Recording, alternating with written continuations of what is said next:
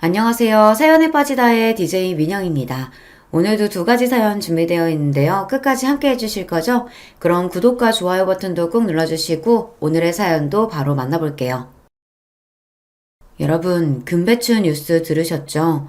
가뜩이나 오른 채소 물가로 주부님들이 힘든데 가족들 먹이는 일에 아무리 비싸도 안 살 수는 없잖아요. 그중 한국인 하면 김치, 그 김치에 빠질 수 없는 배추는 요즘 몸값이 최고이죠.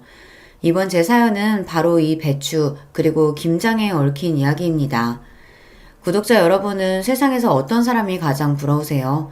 누군가는 미스 코리아만큼 늘씬한 몸매와 아름다운 얼굴을 말할지도 몰라요. 하지만 제가 가장 부러워하는 사람은 바로 건강한 사람이랍니다. 저체중으로 태어났던 저는 유달리 몸이 약했습니다. 어릴 때 자다가 깨보면 엄마가 자고 있는 제 모습을 지켜보고 계셨어요. 엄마는 왜 안 자고 나만 봐요? 우리 언니가 새근새근 자는 모습이 소중하고 이뻐서야. 크고 나서 엄마가 그랬던 이유를 알게 되었어요. 자는 나를 보러 종종 내 방에 왔던 건 제가 갑자기 숨을 멈추고 곁을 떠날까 봐서였다고요. 그만큼 전 위태롭게 목숨을 부지하면서 커왔습니다.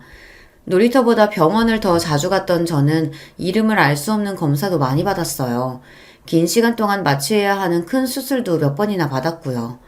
모든 부모님이 자식 사랑에 아낌이 없다지만 특히 우리 엄마는 저를 살리신 분이라고 해도 과언이 아니죠. 체력이 약하고 잔병을 달고 사는 저에게 평범한 일상도 쉽지 않았습니다. 학교에서 가는 소풍이나 체육대회, 심지어 수학여행은 꿈도 꾸지 못했거든요. 고등학교 1학년 때 우리 학년 친구들은 저마다 분주하고 신나 보였죠. 연희양, 이번에도 넌 못 가? 함께 수학여행 가면 재밌을 텐데 아쉽다.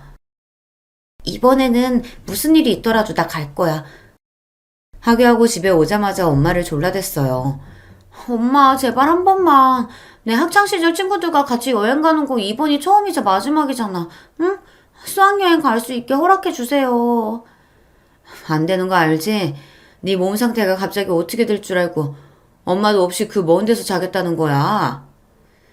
단식투쟁에 가며 며칠 동안 졸라서 결국 엄마는 백기를 들었습니다. 하늘로 날아가는 듯한 기분이었죠.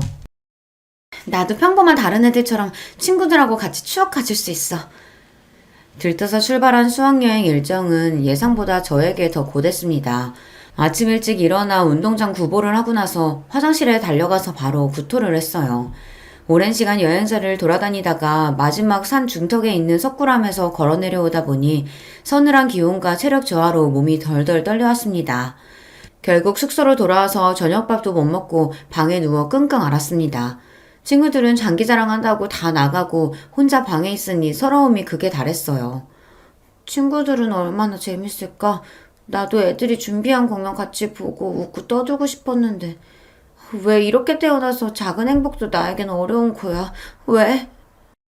그때 갑자기 숨이 가빠지고 몸이 발작같이 떨려왔어요. 호흡곤란에 빠진 저를 우연히 지나가는 학년 주임 선생님이 발견하시고 다른 사람들을 불러왔습니다. 그리고 몇 분 뒤 엄마가 와서 천식 호흡기를 제 코와 입에 대주며 옆에서 소리쳤어요. 숨 천천히. 하나, 둘, 하나, 둘, 침착하게. 호흡이 안정되고 정신을 차려보니 이상하다는 걸 느꼈어요. 어떻게 엄마가 이곳 경주 숙소에 계신 거지? 이 바보야. 네 몸을 누구보다 잘 아는 건 의사도 아니고 바로 이 엄마야. 혹시 무슨 일 생기면 바로 달려가려고 엄마도 경주에 와서 네 뒤를 따라다니고 있었어. 딸을 위해서는 뭐든 다 하실 법한 우리 엄마에게 감동했어요. 그 뒤로 전 괜한 고집 안 피우고 엄마 걱정시킬 일 하지 않는 착한 딸이 되고자 노력했어요. 무실한 딸 낳은 채로 우리 엄마가 얼마나 힘들게 살아왔는지 짐작이 가시죠. 만약 엄마가 신장이 필요하다면 제 신장 하나 떼어줄 것이고 간이식이 필요하면 제 간세포를 나눠줄 수 있습니다. 엄마가 나를 위해 모든 것을 희생하셨듯이 저도 엄마를 위해 뭐든지 다 할 수 있어요. 이렇게 커오다 보니 남들보다 여러모로 부족한 어른이 된 것은 사실입니다. 관공서나 학교에 관련되는 대부분의 대외적인 일은 엄마가 다 챙겨주셨거든요. 야, 너도 22살 어엿한 성인이야. 혼자 할 줄 아는 것도 연습해봐야지. 친구 서경이를 처음 만난 것은 제가 좋아하는 가수의 콘서트장이었습니다. 집 근처 지하철역에서 저와 같은 응원본을 들고 있는 또래 여자애가 바로 그 친구였어요. 아니나 다를까 그 애도 저와 같은 콘서트장에 가는 길이었고 심지어 옆자리였습니다. 같은 가수를 좋아하는 동갑 친구라는 공통점으로 우리는 그 누구보다 절친한 사이가 되었어요. 서경이는 탄탄한 체력을 가진 경찰대 학생이었어요. 외모나 풍기는 분위기가 영단판인 우리였지만 영혼의 단짝처럼 누구보다 서로를 아끼고 없으면 못 사는 사이였죠. 서경이는 몸이 약해 사회 경험이 미숙한 제가 발전할 수 있도록 채찍질도 아끼지 않았습니다. 단골 서점과 카페에 들어가는 것, 그리고 병원에 가서 진료받고 약 타오는 것 외에 혼자 할 수 있는 거라고는 없던 제가 혼자 옷가게에 들어가 점원과 대화하고 옷을 입고 사보는 거, 은행에 가서 통장을 처음 개설해 본 거, 도움이 필요할 때 경찰서에 들어가서 상황을 알리는 것까지 모두 그 아이 덕분에 경험하고 자신감을 쌓을 수 있었어요. 서경이던 경찰 돼서 어엿한 사회인 되었는데 정말 좋겠다. 난 집에서 글 끄적이는 거 말고는 사회에 이바지한 것이 없네. 왜? 돈 필요해? 부모님이 압박하셔? 우리 부모님이 아들 나한테 잘해주시지. 내가 이런 고민하는 것도 모르실 거야. 하지만 언제까지 아기처럼 부모님께 의지하고 살겠어. 나도 당당한 독립 해보고 싶고. 그럼 네가 써온 글들을 팔아봐. 작품도 세상에 나와야 그 가치가 바라는 거 아닐까? 난 책하고는 담을 쌓았지만 네가 쓴 동화를 보면 나중에 내 애한테 읽어주고 싶다는 생각이 절로 들거든. 저는 아동작가 지망생이지만 집에서 습작만 했을 뿐 아직 원고료도 받아보지 못했어요. 친구의 이야기에 힘을 얻은 저는 언론사와 출판사에 기고 희망 메일을 쓰기 시작했습니다. 한 50군데는 보낸 것 같은데 한 곳에서 제 글이 마음에 든다며 한 달에 2편씩 의뢰해왔습니다. 누군가 나를 필요한다는 느낌을 태어나서 처음 받아 감격에 겨웠습니다. 그렇게 작가로서 첫 발을 내디딘 지 1년 만에 첫사랑을 만나 남들처럼 결혼도 하고요. 하지만 제 인생은 그 결혼을 기점으로 180도 바뀌었다고 해도 과언이 아닙니다. 제 남편은 시댁보다 더 자주 처갓집에 들락날락 하고 있어요. 마누라가 이쁘면 처갓집 기둥에 절을 한다더니 절 너무 사랑해서라고요. 천만에요. 저도 처음엔 그렇게 착각했죠. 그런데 남편의 목적은 다른 데 있었어요. 장인어른 사이 왔습니다. 요즘 날씨가 쌀쌀한데 이럴 때 장인어른은 어떤 외투 입고 다니세요?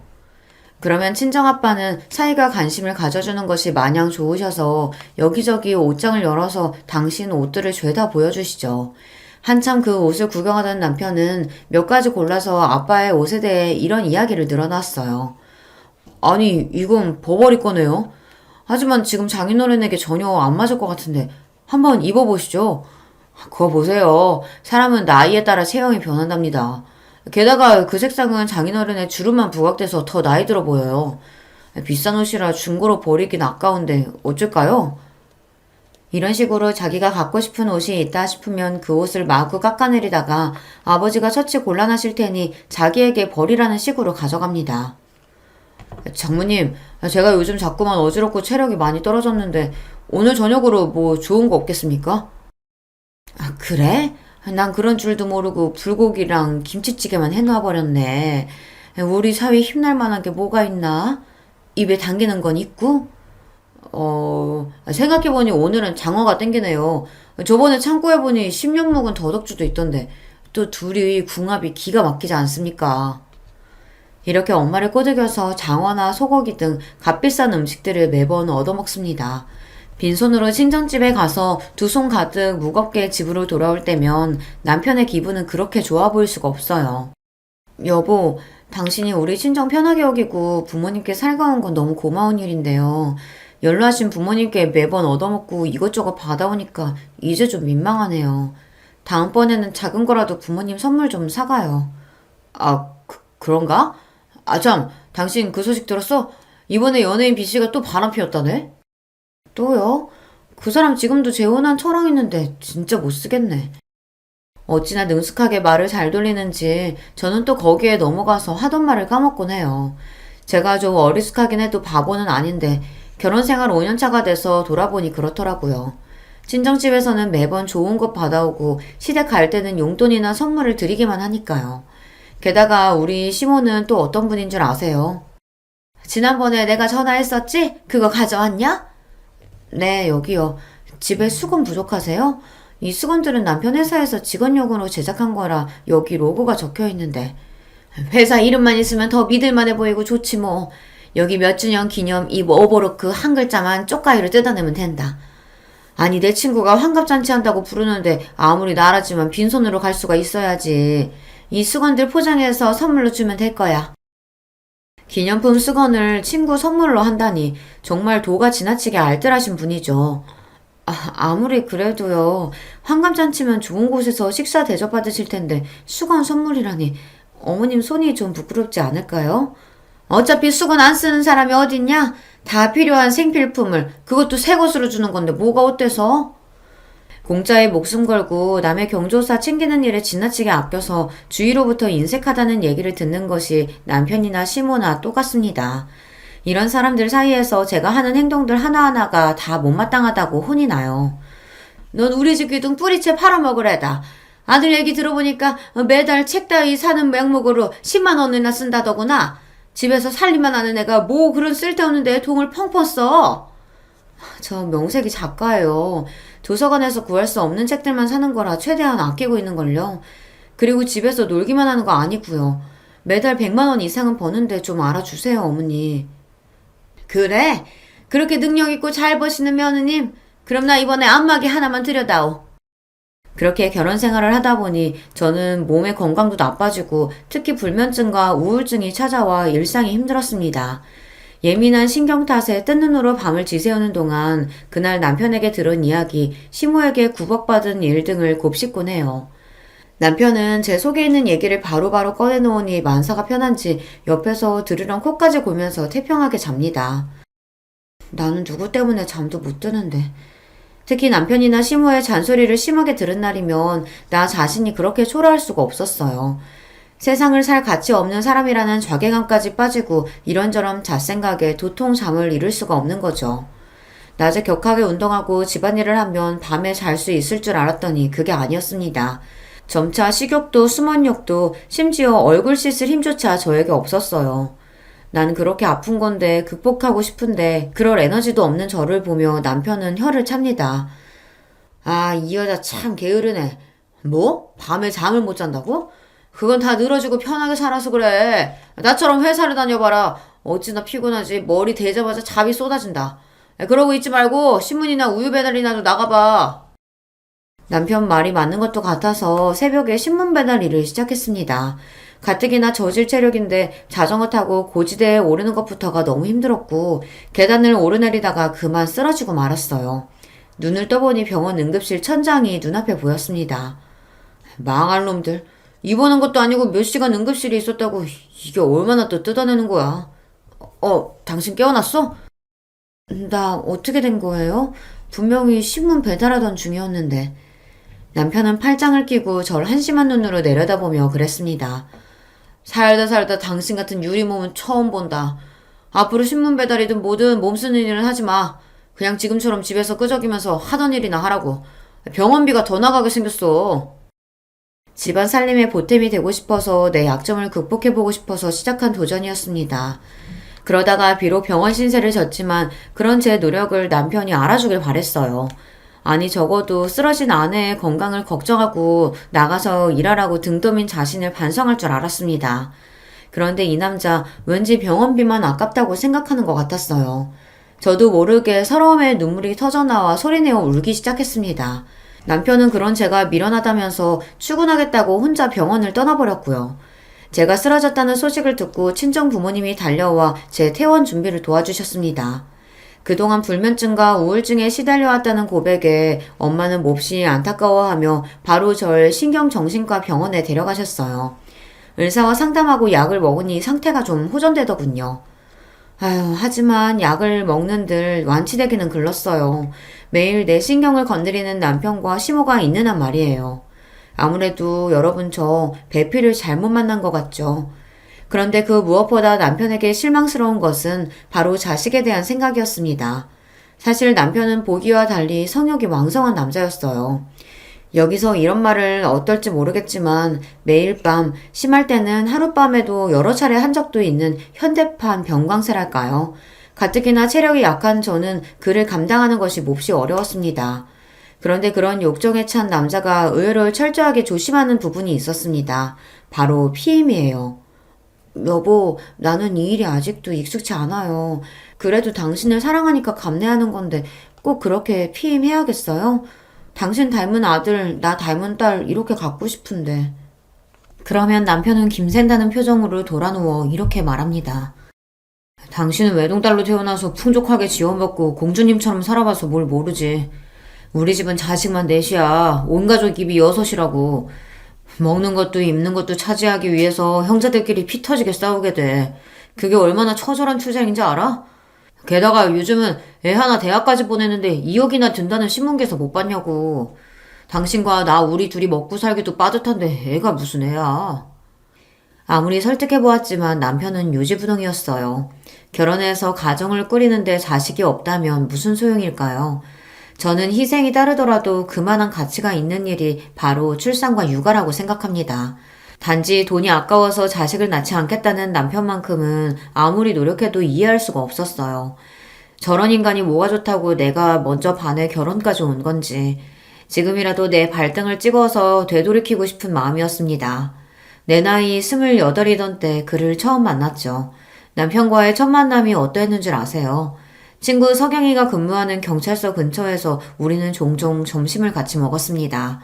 저야 시간이 자유로운 직업이고 그 당시 친구는 일이 한참 바빠서 점심시간에 수다 떠는 것이 서로에게 소중했거든요. 그날은 가을볕을 받은 나무가 알록달록 익어가는 좋은 계절이라 공원 벤치에 앉아서 샌드위치를 먹으며 한참 대화 중이었습니다. 그때 제 앞을 가로막는 그림자가 보였고 바로 고개를 들어보았죠. 외모가 너무나 제 이상형에 가까운 한 남성이 저를 똑바로 쳐다보면서 뭐라고 이야기하는 것이었어요. 그의 뒤로 따사로운 햇빛이 쏟아지고 나지막한 그의 목소리가 감미로워 전 눈을 제대로 뜰 수도 없었습니다. 단숨에 그에게 반했던 저는 그 남자가 하는 이야기에 귀를 기울였죠. 저기요, 제가 지갑을 두고 와서 그러는데 버스비 한 2천 원만 빌려주실 수 있을까요? 나중에 꼭 살해하겠습니다. 남편의 첫 대사를 듣고 이 남자 참 찌질하다 싶으시죠? 그때 저는 뭐에 홀려도 단단히 홀렸나 봐요. 그 남자 말을 인형처럼 따랐지 뭐예요. 지갑에서 돈을 꺼내주니 남자는 고맙다며 제 연락처를 물어보았어요. 그러면 전 그 남자의 지시대로 제 연락처를 술술 불러주었고요. 달콤한 꿈이라도 꾼 듯 몽롱하던 저를 깨운 것은 옆에서 쭉 같이 있던 친구였습니다. 얘 좀 봐라. 야야, 너 눈깔이 왜 이래? 정신 좀 차려봐. 석영아. 아까 그 남자 꼭 가수 이석훈 닮지 않았니? 너무너무 멋있었어. 얘가 뭐래? 너 눈이 삐었냐? 어딜 봐서 우리 석훈 오빠가 그런 남자랑 닮았다고. 눈 두 개 안경 쓴 것만 그거 하나만 닮았네. 그 찌질한 놈이 너한테 돈 갚는다는 빌미로 만나자고 해도 너 절대 만나지 마. 알았어? 친구는 남자가 별로라며 콧방귀를 꼈지만 이미 저는 그에게 콩깍지가 씌었고 제 눈에서는 하트 레이저가 나왔습니다. 친구가 예상했던 대로 그날 저녁 그 남자에게서 카톡이 왔죠. 다음날 퇴근하고 만나자는 그의 제안에 가슴이 방망이질 쳤습니다. 다시 만난 그는 여전히 어제처럼 멋있었고 절 보자마자 커피 한 잔을 내밀었어요. 어제 빌린 버스비 대신에 커피로 샀어요. 괜찮죠? 그가 내민 것을 받아보니 편의점에서 파는 캔커피더군요. 생각과 달라 조금 당황했지만 그래도 소탈한 그의 모습이 좋았어요. 아니, 이미 친구에게 얘기했듯이 저는 사랑의 포로가 된 몸이니까 그가 무엇을 해도 멋져 보였습니다. 우리는 이런저런 서로에 대해 알아가는 대화를 했어요. 아버님이 공직자시고 거기에서 일하셨으면 사회적 지위도 높고 연봉도 높았겠네요. 지금은 월급이 얼마나 되시죠? 네? 제가 그런 부분은 관심이 없어서요. 부끄럽지만 아버지 연봉이나 그런 건 잘 몰라요. 그저 이 부족한 딸 하나 차고 넘치게 키워주실 만큼 넉넉한 편이긴 한 것 같아요. 외동딸이시라. 그렇군요. 전 연희 씨 그런 순수한 모습이 참 좋습니다. 어제 처음 봤을 때부터 당신한테 반해서 버스비 핑계로 말 걸었던 거 아마 다 눈치챘을 거예요. 괜한 느낌인지 몰라도 그날 이후 남편은 저에게 더 다정하게 대해주었습니다. 그런데 살면서 부부싸움 하다가 남편이 내뱉은 실언으로 로맨틱한 첫 만남 그 이면에 도사리고 있던 냉혹한 진실을 알게 되었어요. 야, 네가 얼굴이 예쁘기라냐? 또 가슴은 남자처럼 납작해가지고. 뭐 네가 대단히 예뻐서 내가 들이대는 줄 알아? 너희 아버지가 공직자에 재산도 좀 있어 보였는데 외동딸이라고 해서 그래서 널 아내로 삼아야겠다 싶은 마음에 연애 시작한 거야. 지가 뭐 여자로서 매력이 넘쳐서 가만히 있으면 알아서 남자가 꼬인다고 생각해왔다니. 순진한 건지 착각 속에 사는 건지 원. 다른 여자들처럼 애교 부리는 법이나 살림 잘하는 법, 하다못해 밤에 남자 만족시키는 법이라도 좀 연구해보라고. 분명히 똑똑히 기억합니다. 결혼 1년차 때 술에 잔뜩 취해 들어온 남편에게 잠자리를 거부하자 그는 이렇게 말하고는 입은 옷 그대로 거실 소파에 엎어져 잠들었어요. 남편의 말이 믿기지 않아서 그 말이 이미 제 가슴을 갈기갈기 찢어버렸기에 전 그날부터 잠을 잘 수가 없는 거예요. 어찌나 충격이 컸는지 지금 이날까지 그 말이 토시 하나 까먹지 않고 다 기억이 난다니까요. 그렇지만 하늘도 무심하죠. 저의 불면증과 우울증이 극심해지기 시작한 사건이 생겼습니다. 그 일은 바로 우리 친정집의 몰락이었어요. 그러다 친정아빠가 은퇴하시고 노후 대비로 모으신 재산을 관리하시던 분이 돈을 몽땅 들고 잠적해버렸거든요. 당장 다달이 나오는 공무원 연금으로 부모님 생활비와 병원비 모두를 감당하기에는 빠듯한 사정이 되었습니다. 한순간에 재산 대부분을 잃고만 아빠는 지병까지 악화되고 마셨어요. 늘 긍정적인 언어로 가족들에게 힘을 실어주셨던 엄마도 점차 지쳐가고 얼굴에 웃음을 잃으셨습니다. 전 곧바로 남편이나 다른 사람들에게 친정집의 불행을 알리지 못했습니다. 벙어리 냉가슴 앓듯 조용히 지내다 결국 남편에게 사실을 얘기하고 말았죠. 자기야, 베트남의 다낭이라는 데가 진짜 좋다더라. 얼마 전 다녀온 이대리가 어찌나 자랑하던지 나도 곧 가겠다고 큰소리 뻥뻥 쳤어. 자기네 부모님 모시고 한번 가자. 자기가 말씀 좀 들어봐. 말이 모시고 다녀오는 거지 실제로 우리 친정 부모님께 그 비용 다 감당하고 우리도 데려가 주세요 하는 그 남편의 속내를 내가 모를 리가 없습니다. 미안한데 요즘 아버지 건강도 안 좋으셔서 어디 다니시지 못할 거야. 여행, 특히나 해외여행은 무리고. 에이, 그렇게 컨디션 안 좋을수록 바깥바람 쐬고 해야 더 좋아지시는 건데. 그러지 말고 장인어른한테 그만 좀 해. 왜? 그냥 우리 부모님한테 다낭 여행 보내달라고 부탁을 하지 그래? 그게 차라리 솔직하고 귀엽긴 하지. 남편은 좀처럼 큰소리 내지 않는 제가 이상해 보였나 봅니다. 당신 뭐 잘못 먹었어? 급발진하고 난리야. 알았어. 그럼 해외 말고 제주도라도 다녀오자. 이번 연휴 기간에 휴가 붙이면 나 4박 5일은 가능한데, 응? 사실 우리 부모님 망했어. 에? 그게 무슨 소리야 갑자기? 전 울면서 친정아빠가 사기당하고 모든 재산을 홀라당 날린 것이며 그 충격으로 쓰러지신 등의 일들을 모두 털어놓았습니다. 말도 안 돼. 경찰에 신고는 했어? 박사장 그 사기꾼 놈 잡아서 장인어른 돈부터 찾아야 할 거 아니야. 사기당한 뒤를 경찰서에 가서 접수했지만 거기서 그러더군요. 사고를 접수하고 수사야 해보겠지만 우리나라에서 잠적한 아니 중국이나 외국으로 이미 도주했을 사기꾼을 잡는 것은 하늘의 별 따기라고요. 설령 경찰에서 잡아다 재판에 넘긴다고 해도 실형 얼마 나오지 않기도 하고 뜯긴 돈은 아마 돌려받을 수 없을 거라는 비관적인 이야기였습니다. 사기당한 돈을 되찾을 희망 한 조각 남지 않았다는 얘기에 남편은 짜증을 확 내며 집에서 나가버렸습니다. 이렇게 힘든 상황에 놓여있다는 것을 알게 되면 제게 위로의 말 한마디 할 줄 알았는데 그런데요 그 사람 정말 무심해요. 우리 친정이나 내 걱정은 하나도 안 되나 봐요. 상심한 우리 부모님을 찾아뵙고 슬픔을 함께 나누기를 기대했습니다. 적어도 안부전화 한 통이라도 할 줄 알았거든요. 그렇지만 그는 날 위해 우리 친정을 위해 아무것도 하지 않았습니다. 아무것도요. 오히려 남편과 이 소식을 들은 시모까지 저를 사람 취급도 하지 않았습니다. 저에 대한 남편의 태도는 날이 갈수록 냉담해졌고 매일 어디 가서 돈 벌어오라는 압박뿐이었습니다. 상황이 이렇다 보니 제 우울증은 약을 먹어도 더 심해지기만 했지 어디 기댈 곳 없이 혼자 감내하고만 있었어요. 그리고 그해 여름 폭염으로 채소 물가가 훌쩍 뛰었는데 그중 배추값이 으뜸이었죠. 엄마, 요즘 배추 가격이 보통 비싼 게 아닌데 그래도 김장하시려고요? 그럼 너희 아버지는 내가 직접 담근 김치 아니면 식사 못 하시는 분이잖니. 아무리 비싸도 할 건 해야지. 하는 김에 너네도 좀 나눠줄 테니 다음 주에 집에 와서 엄마랑 같이 김장하자. 가뜩이나 쪼들리는 사정에 비싼 김장김치를 내 것까지 해주신다니 엄마의 김장 소식에 더욱 마음이 무거웠습니다. 자식이 되어가지고 김장해서 드리지는 못할 망정 어려운 친정으로부터 계속 받기만 하는 자신이 그리 못나 보일 수가 없었어요. 그렇게 하염없이 엄마에게 미안하고 우울한 생각에 빠져드는데 시모의 전화가 왔습니다. 이런 기분으로 시모를 대하고 싶지 않았지만 전화를 놓치면 또 불호령이 떨어질 것이 뻔했기에 겨우 전화를 받았어요. 어머님, 안녕하셨어요? 안녕은 무슨? 니네 친정은 여전히 사기꾼 못 잡았다니? 네, 답답하지만 그렇네요. 아휴, 네가 네 애비 닮은 모양이로구나. 그 나이 먹고 어떻게 돈을 그렇게 관리하셨다니? 맹하게 사기나 당하고. 또 그 소리. 내 욕으로도 모자라서 친정부모님 욕하는 시모의 말은 정말 참기 힘듭니다. 전화한 건 다름이 아니고 이번에 김장해야 하는데 절임 배추 좀 사서 보낼 테냐? 저희도 돈이 없어서 김장 못하는걸요. 죄송해요. 저희 친정엄마가 김장하시는 거 도와드리고 몇 포기만 얻어온 걸 아껴서 먹을 계획이에요.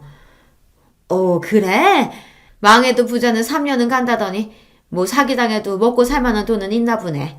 올해 물가도 비싼데 잘됐다. 그럼 가서 우리 집 김치도 얻어놓으라.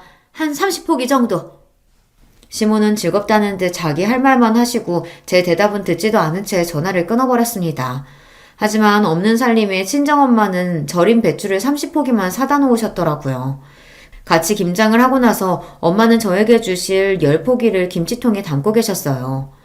엄마, 우리 집 김치 그렇게 안 먹어요. 5포기만 주시면 돼요.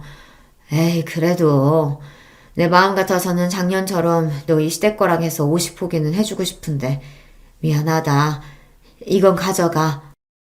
그렇게 10포기의 김치를 담으면서 엄마의 배려에 감사하고 또 내 처지가 못나서 눈물을 글썽였습니다. 또 온다. 이 울보. 너도 나이가 이제 적지 않아. 얼른 김서방 설득해서 애 낳고 엄마가 되어봐야 저 여린 심성이 단단해지지. 소중한 김치통을 들고 집에 돌아와 보니 글쎄 시모가 이미 우리 집 안에 와 계셨어요. 아마 남편을 통해 현관 비밀번호를 알아내서 연락도 없이 무작정 들어오셨겠죠. 제가 이렇게 만만한 며느리예요. 너희 친정에서 김치 받고 온 거지? 아니, 그런데 왜 고작 그뿐이냐? 죄송해요. 아시다시피 저희 친정 사정에 30포기밖에 못 하셨어요. 그것도 저 먹으라고 10포기나 주신 거예요. 어머니께 5포기 나눠드릴게요. 이거라도 가져가세요. 너, 내가 분명히 우리 집에 30포기 가져오라고 일러두지 않았니? 이 시애미 말 무시해? 어머니, 정말 너무하세요. 우리 친정에서도 없는 사정에 이나마 챙겨드리는 거예요. 싫으시면 이것도 안 가져가시면 되잖아요. 가뜩이나 울적한 마음에 김치 내놔라 닥달하는 시모가 원망스러워 대꾸한 건데 바로 시모의 손이 제 얼굴로 날라왔습니다. 철썩. 2년이? 고작 김치 몇 포기 가지고 이 시애미 앞에서 건방을 떨어? 어디 더 대들어봐. 이번엔 뺨이 아니라 다른 거 패주마. 앞지르던 시모는 친정에서 받아온 김치통 모두를 다 들고 가셨습니다. 저는 도무지 이 상황이 믿기질 않았어요. 조금 감정적으로 어머니께 말씀드린 건 그래요. 좀 예의에 어긋났어요. 그렇지만 그 일이 뺨을 맞을 정도로 잘못한 건가요? 여러분, 제가 정말 그렇게 건방을 떤 걸까요? 그 뒤로 땅거미가 지고 밤이 찾아올 때까지 계속 식탁 옆 그 자리에 굳은 얼굴로 울기만 하고 멍하니 있기도 했습니다. 띠리릭 현관문이 열리는 소리였습니다. 남편이 퇴근하고 집에 들어온 것이었죠. 뭐야? 집에 있으면서 왜 집안 불도 다 꺼놓고 거기서 넋놓고 있어? 아까 당신 어머님이 나한테 무슨 짓 했는지 알기나 해요? 우리 친정 김치 덜 가져왔다고 내 뺨을 치시더라고요. 왜 나는 매번 친정 것을 당신과 당신네 집에 퍼다 나라는 사람이 되어야 하죠? 도대체 왜? 벌떡 일어나 분을 이기지 못하고 팔을 휘두르다가 식탁에 있던 우울증 약이 바닥에 떨어졌습니다. 떨어진 약봉지를 들어보던 남편은 획하고 무서운 눈초리로 쏘아보며 물었어요. 이 양 뭐야? 정신과? 너 정신병 들었냐? 말 함부로 하지 마세요. 정신병이라니. 요즘 스트레스가 심해서 우울증이 생길 것뿐이에요. 이게 다 당신과 어머님 때문에. 미친년. 정신병자가 할 핑계도 많다. 맹아 네가 그래도 데리고 살만했던 건 네 부모가 가진 돈이 있어서였어. 그런데 지금은 아주 산거지가 다 됐지. 이럴 때일수록 남편한테 잘하고 시부모님 공경할 줄 알아야지. 넌 상황 파악도 안 되냐? 아 됐어. 너 같은 거 필요 없으니까 이혼해. 이 집에서 나가. 아 빨리. 남편 말에 더한 충격을 받은 제가 정신을 차리고 보니 슬리퍼 차림에 핸드폰이나 지갑도 없이 집 밖에 나와 있었습니다. 이제 가을로 접어들어 쌀쌀한 날씨를 체감했지만 저에겐 아무것도 없었어요. 그렇게 1시간이 넘게 걷고 걸어 친구네 집에 갔습니다. 초췌해진 몰골이 된 절 보고 놀란 친구를 붙들고 밤이 새도록 그간의 일들을 그녀에게 이야기했어요. 제 이야기를 들은 친구는 마음 단단히 먹고 결단을 내리라고 조언했습니다. 얼마 동안 친구 집에 지내면서 고민하고 또 고민한 끝에 남편과 헤어지리라 결심했어요. 내 물건을 챙겨 나오기 위해 친구와 함께 집에 갔습니다. 집에는 남편과 시모가 식사 중이더군요. 결혼한 아들 집이 자기 별장이라도 되는 듯 내가 손수 만들어 놓은 반찬들을 꺼내 잡숫고 있는 모습이 꼴보기 싫었습니다. 여기는 우리 부부집이니까 어머님 마음대로 아무 때나 들어오지 말아주세요. 현관 비밀번호도 바꿀 거고요. 이 집은 내 아들 집이니까 내 마음대로 드나들 거야. 어차피 너희들 이혼한다면서? 그 얘기 듣고 아들한테 잘 생각했다고 했다. 돈도 없는 친정에 너 뭐 볼 게 있다고? 우리 아들은 더 알짜배기 재산 있는 집 딸로 잡아서 결혼시키면 된다. 웃기는 할망구네. 당신 아들 나이도 40이 코앞이에요. 젊지도 않은 놈이 게다가 지가 잘생기기라도 했나? 쥐꼬리만한 월급 나오는 중소기업 다니는 남자가 꼴에 부잣집 딸? 내 친구가 순진하니까 그나마 결혼해준 거예요. 현실을 직시하시라고요. 니 깎게 뭔데 며느리 옆에 딱 붙어서 그 알량한 입을 놀려대냐? 나요? 며느리 친구고 서울 동작경찰서에 근무하는 한경희입니다. 얼마 전 당신 아들 경유차에서 배출가스 단속했는데 배출 허용 기준을 초과한 일로 경고장 보내도 아직 정비나 점검을 하지 않았더군요. 그래서 벌금 부과했으니 납부해야 할 거예요. 계속 안 내고 버티다가는 가산세 붙어서 몇백만 원까지 불어나고 급기야 당신들 소유의 부동산, 동산 다 압류 들어갈 거예요. 아 그게 바로 너있냐? 내 차 몰래 단속해서 과태료 딱지 보낸 사람이? 웃기지 마. 누가 네 얘기 듣고 고분고분 따를 줄 알고? 내 피 같은 돈 절대로 한 푼도 못 빼내간다고. 오늘 당신 아버지 소유의 경유차도 점검하러 갈 예정인데 지금 그런 경찰관의 단속 지시에 따르지 않겠다는 얘기입니까? 그래! 어디서 굴러먹다가 온 기집애가 자기가 경찰이라고 구라를 치고 뭐 보아하니 며느리 사주받고 우리 겁박하러 온 모양인데 어린 판푼어치도 없는 소리. 네 뜻대로는 하나도 안 될걸? 내 남편 차 역시 손가락 하나 못 대게 할 거야.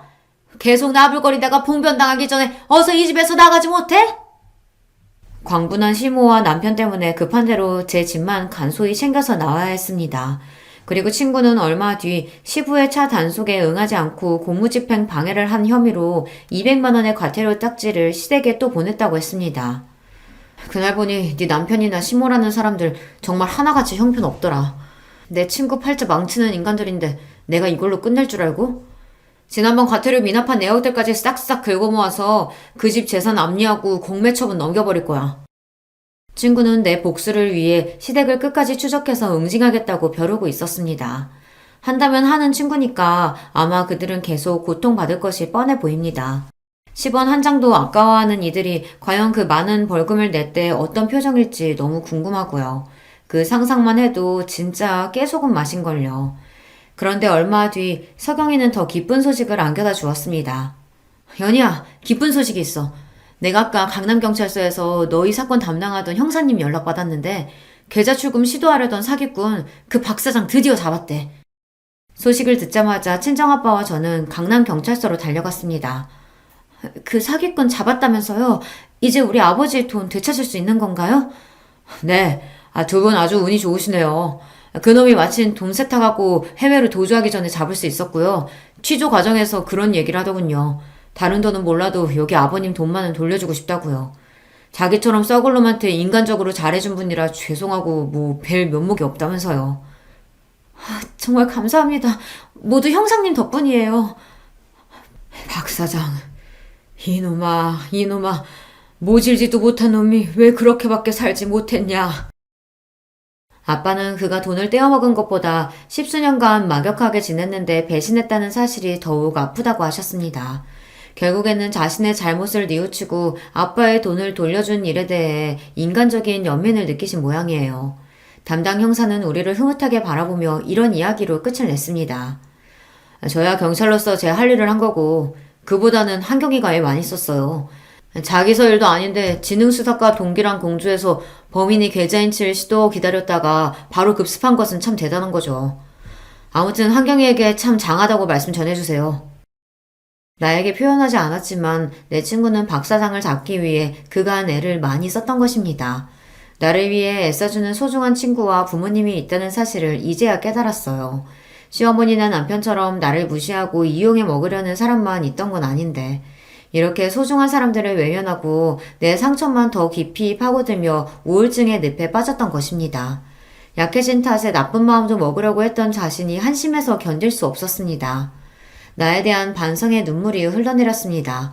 서경이의 활약을 들으신 부모님은 친구까지 집에 초대해서 우리만의 자축 파티를 열었습니다. 너는 연이랑 진배 없는 내 딸과 같다. 앞으로 살면서 우리를 네 부모같이 생각해 주렴. 그동안도 저 딸처럼 예뻐해 주셨잖아요. 아버지 장례식 때도 도와주시고 돌아가신 아버지 대신해서 경찰대 졸업식에 도와주시고 저희 집에 명절 선물도 보내신 거 알아요. 늘 그 은혜에 감사하게 생각하고 있어요. 그때 잔치집에 똥파리도 꼬인다고 훈훈한 대화 중에 갑자기 불청객이 들여닥쳤지 뭐예요. 우리가 날린 돈을 찾았다는 소식이 그새 시모와 남편의 귀에 들어간 모양입니다. 아이고 사돈, 정말이지 축하드립니다. 사기꾼 잡았다면서요? 그들의 방문으로 그 자리에 있던 모두의 얼굴이 굳어버렸지만 찾아온 손님이기도 하고 이혼하기 전 서류상은 가족이니 엄마는 그들을 집에 들이신 겁니다. 장인어른, 그럼 잃었던 돈은 다 찾으신 거예요? 그게 진짜 얼마나 되는 겁니까? 100억은 좋긴 넘지. 남편과 시모는 100억이라는 소리에 뒤로 넘어갈 듯 놀라워했습니다. 사돈이 부자인 줄은 알았지만 그 정도의 재력가이신 줄은 미처 몰랐습니다. 이제라도 돈 되찾았으니 얼마나 다행이에요. 저 역시 처음 듣는 소리에 놀라서 조용히 엄마의 귓가에 솟아였죠. 엄마, 우리 집에 재산이 그 정도였어요? 100억? 100억은 무슨... 그치만 너희 아버지가 뭐라고 말씀하시는지는 좀 지켜보자꾸나.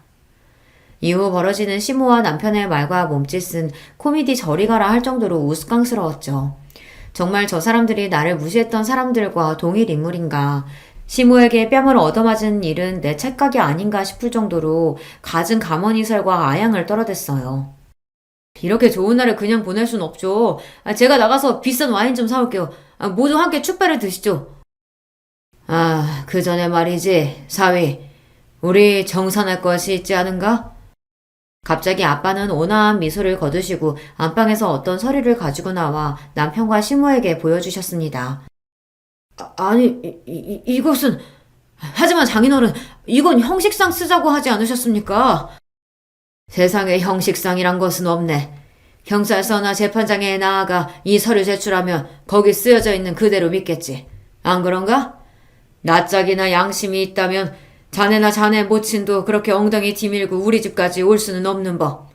자네가 내 딸한테 안겨준 모욕 그 이상을 앞으로 난 자네에게 돌려주겠네. 첫 번째로 나한테 빌려간 1억 5천만 원과 그 밀린 이자.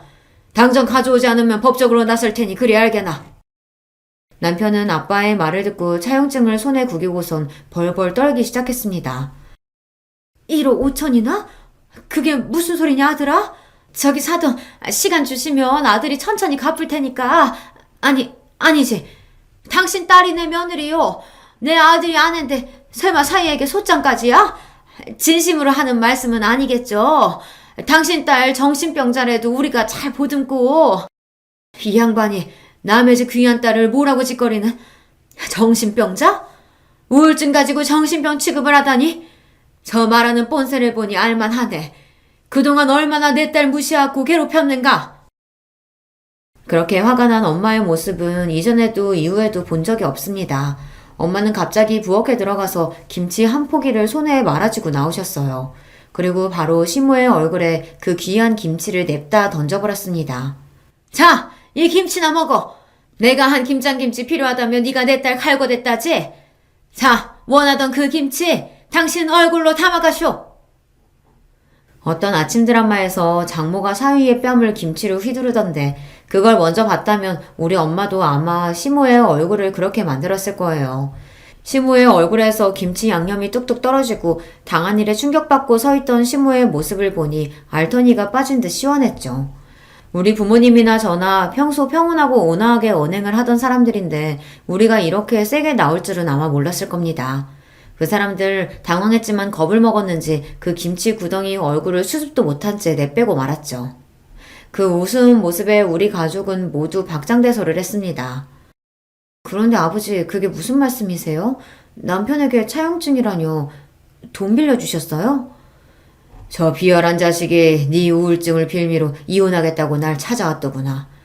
정신병력으로 이혼 소송 걸면 당신 딸은 바로 이혼이 된다고. 그걸 무마하는 조건으로 1억 5천만 원 빌려달라며 뻔뻔하게 요구했지. 뭐 저런 돈벌레 같은 놈이 다 있어요? 자기 마누라를 팔아서 장인어른한테 돈을 뜯어냈다고요? 속으로는 크게 실망하고 분노했지만 딸 생각해서 일단 따라줄 수밖에 없었다. 하지만 혹시나 모른다는 마음에 형식적으로 차용증을 쓰자고 사위를 설득했지. 내일 변호사 만나서 그 차용증으로 할 수 있는 응징 방법 다 찾아낼 거다. 저 빌어먹을 놈의 자식, 물불 가리지 않고 내가 모든 수단 동원해서 끝장내버릴 테다. 모두에게 정말 죄송해요. 엄마, 아빠, 석영이까지 저 아니면 저렇게 나쁜 사람들에게 이런 꼴까지는 안 당하고 사셨을 텐데 이게 다 제가 못나서예요. 진심으로 모든 가족에게 미안했습니다. 우리는 모두 함께 한마음으로 펑펑 울었어요. 저는 결심했습니다. 내가 사랑하는 사람들을 위해서 그들을 지켜내기 위해서 더 강하고 현명해져야 한다고요. 의지를 다지고자 다음날 새벽 5시에 일어나서 동네를 한 바퀴 뛰고 걸었습니다. 체력이 약하다는 이유로 운동도 하지 않았던 제 약한 몸뚱아리는 최악이었어요. 약 3km의 거리, 남들은 3, 40분이면 한 번에 갈 거리를 전 몇 번이고 주저앉아 숨을 헐떡대고 다시 일어나 걷고 또 걸어야 했으니까요. 무려 1시간 반 동안 운동하고 온 저는 집에 들어와 탈진한 듯 쓰러진 뒤 미친 듯이 밥을 먹었습니다. 엄마는 제가 이렇게 먹성 좋게 잘 먹는 모습을 처음 봤다며 대견해 하셨어요. 그날 이후로 전 하루도 거르지 않고 새벽 운동을 나가고 있습니다. 그리고 식사 뒤 바로 책상에 앉아서 해가 질 때까지 글을 씁니다. 이렇게 쓰고 또 쓰다 보면 언젠가는 세상에 내놓을 괜찮은 글이 나올 거라고 믿음을 갖고 말이죠. 한 걸음 한 걸음 저는 더 성장하고 강해지려고 매일 노력하고 있습니다. 그런데 도망갔던 남편과 시모는 뭐하고 있냐고요? 아빠의 변호사는 대여금 반환 선고 소송을 진행하고 계세요. 아빠 변호사 말로는 한 번도 이자나 원금조차 갚지 않았던 사실이 불리하게 작용해 바로 법원에서 지급 명령이 떨어질 거래요.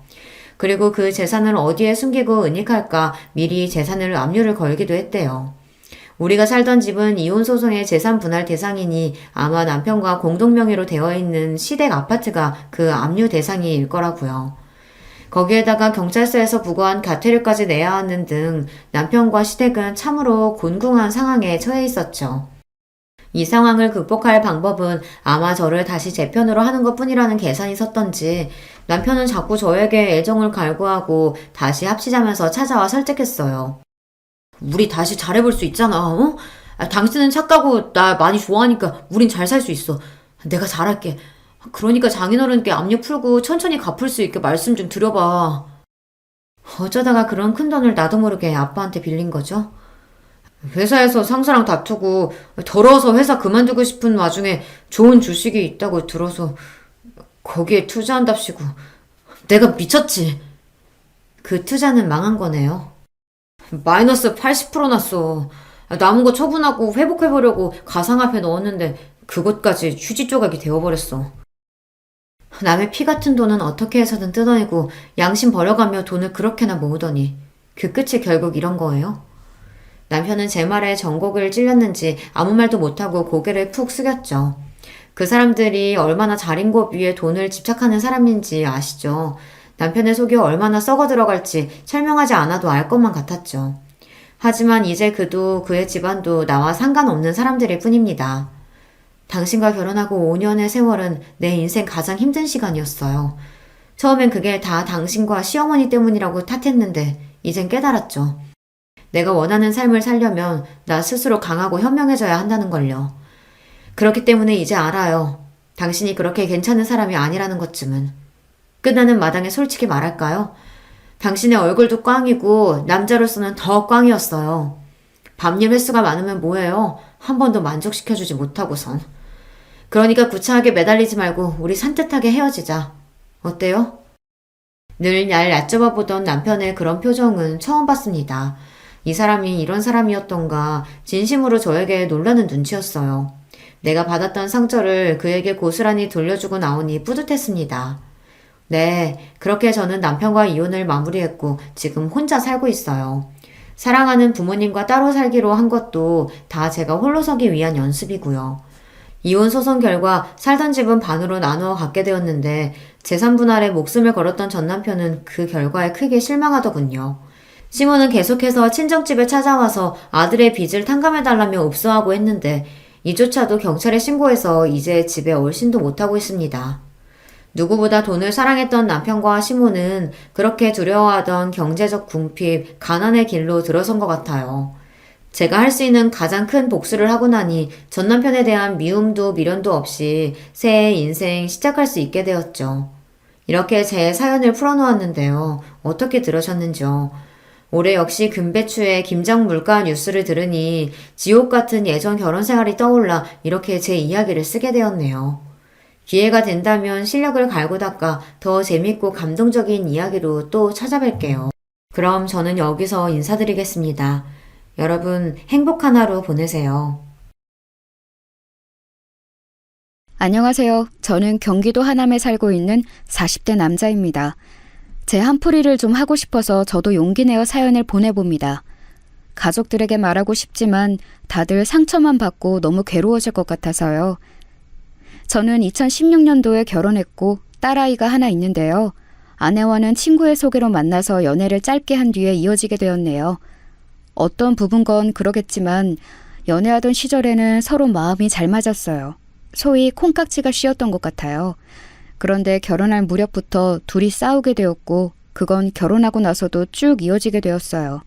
당시에 주변에서는 대부분 신혼에 많이 싸운다길래 그런 줄 알았는데 아내의 불만은 가벼운 사항이 아니었어요. 오빠, 나는 이해가 안 가.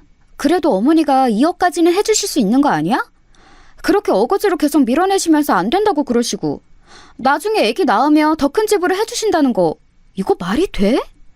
해주실 수 있는데 안 해주시는 거랑 돈이 없어서 못 해주시는 거랑 다르잖아.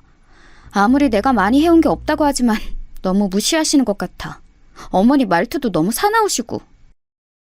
아내는 이렇게 툭하면 저에게 불만을 털어놓았고 여기 나온 내용 그대로 우리 어머니와 사이가 안 좋았답니다. 결혼할 때 저희 어머니가 하신 말씀이 그리 상처가 됐다나요? 어머니는 아직까지도 이때의 판단을 후회하시긴 하지만 전 잘 모르겠네요. 일단 니네 둘이서 신혼으로 시작하는 거니까 너무 큰 평수에 살 필요는 없잖아. 형편대로 시작하는 게 좋을 거야. 네 형은 애도 있고 하니 그쪽 집 늘려주느라 돈이 많이 들어가더라. 20평대가 둘이 살기 그렇게 좁지 않으니까 그렇게 차차 늘려가봐. 나중에 애기 낳으면 그때 가서 더 넓혀도 되니까. 어머니의 이 말씀이 뭐가 그렇게 불만인지 저는 이해가 잘 안 돼요. 아내는 연신 화가 나서 그때부터 표정이 나빴고 그전엔 우리 어머니에게 그렇게 팔짱 끼고 매달리더니 태도가 바뀌었어요. 신혼집에 어머니가 어쩌다가 한번 오셨을 때 그렇게 짜증스럽게 굴더라고요. 어머니가 집에 가시면서 저한테 불편하다고 하실 정도로요. 예, 정훈아.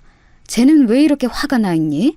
니들 먹으라고 반찬 갖다 주는 것도 이렇게 눈치를 봐야 하니? 오늘 너무 불편해서 먼저 가는데 니들 사이에 끼기는 싫지만 참 기분이 별로구나. 이런 말씀하시면서 더운 날 땀 뻘뻘 흘리고 가시고 아내는 배웅하는 제 뒷모습마저 꼴보기 싫었는지 마구 짜증을 내는 거예요. 어머니는 왜 연락도 없이 오셔? 이렇게 갑자기 들이닥치시는 게 말이 되냐고. 내가 언제 반찬해달래서 뭐라고 했어.